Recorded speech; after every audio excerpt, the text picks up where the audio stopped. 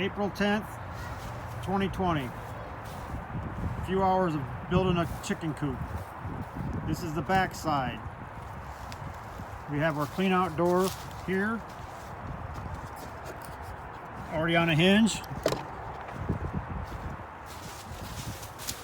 The roof is going to slant down toward this way.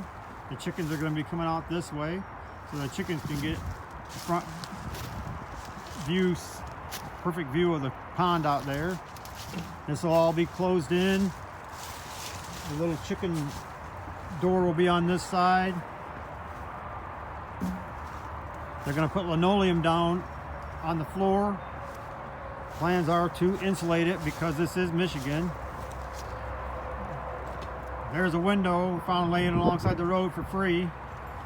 Going to put the nesting boxes in there, so we're going to cut those slats out and put a door that lifts up or drops down. We haven't decided yet. But that's how far we got in one day. Like, share, subscribe, turn on notifications. Turn on notifications. REO-Outdoors.